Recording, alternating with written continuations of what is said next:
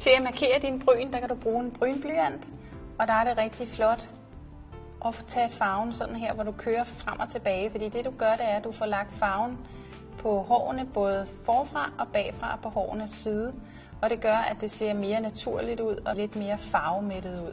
Og så kan du gøre det, alt afhængig af, hvor mørk du vil have farven.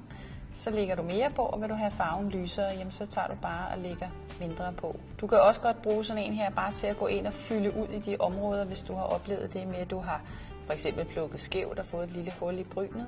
Eller nogle gange så er vi bare lidt uheldige, så vokser hårene ikke ud igen, og så har man et lille hul. Der kan man altså også gå ind og tage de her lidt mere lysere farver og markere. Rent modemæssigt er det jo rigtig flot at få markeret brynen. Det giver et rigtig flot løft. Det jeg gør her, det er, at jeg tager og børster farven, og så får man faktisk børstet den farve ud, som jeg står her og lægger på nu.